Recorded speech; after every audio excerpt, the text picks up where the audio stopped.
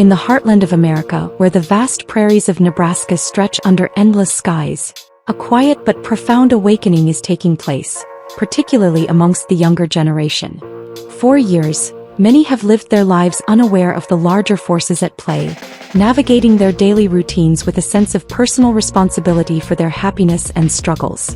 But as the fabric of society seems to fray under unseen pressures, questions have begun to surface, leading to discoveries that are both startling and enlightening. The New World Order, once dismissed as a fringe theory, has now emerged as a topic of conversation in coffee shops and online forums across Nebraska. The narrative has shifted from skepticism to a critical examination of how global events and policies shape personal lives. Young men and women have started to connect the dots between their personal experiences and the broader, orchestrated efforts of control and manipulation by an unseen hand.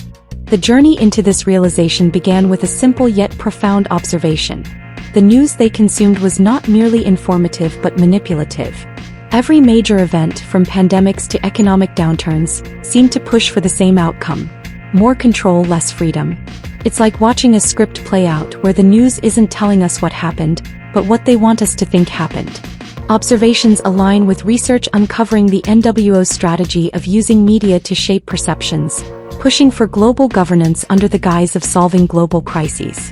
This manipulation extends beyond news into every aspect of life, including education and economics, which are being reshaped to serve the NWO's agenda.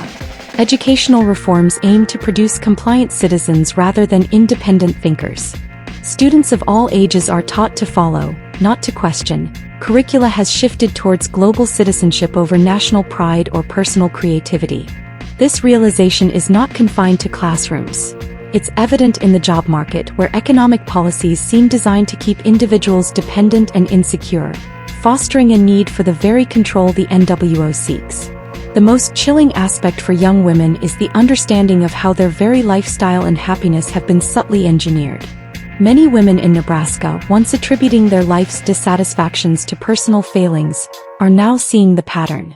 They realize they've been manipulated into behaviors and expectations that don't serve their best interests but rather the NWO's plan for societal control. This includes how they interact with men, where traditional roles and relationships have been turned upside down, often leading to confusion and dissatisfaction. This awakening has ignited a wave of introspection and inquiry among Nebraska's women.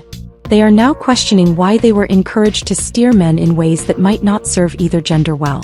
They've come to realize that they were instructed in behaviors that appear aimed at disruption rather than support, by sources they identify as feminist ideologists and gender reconstructionists, whom they now view as mere pawns of a manipulative New World Order. The conversation is shifting towards empowerment through truth.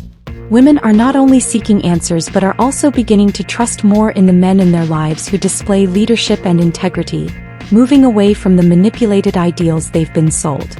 This is about finding a new balance, informed by the reality of how external forces have influenced personal and societal dynamics. Across Nebraska, this revelation is happening in quiet moments, in group discussions, and through the power of the internet, where information and alternative narratives are more accessible than ever. Women are researching, connecting with others who have similar questions, and forming communities where the pursuit of truth is not just welcomed but is the foundation of living freely. This narrative of awakening is not just about understanding the NWO's plans but about reclaiming personal and collective agency. It's about recognizing that the unhappiness, the confusion, the sense of loss, these are not just personal but are part of a larger, orchestrated design. And in Nebraska, from its smallest towns to its largest cities, women are leading the charge in this quest for truth, finding strength in knowledge, and in doing so, perhaps steering society away from the brink of an imposed darkness towards a future where freedom, love, and individuality are not just ideals but lived realities.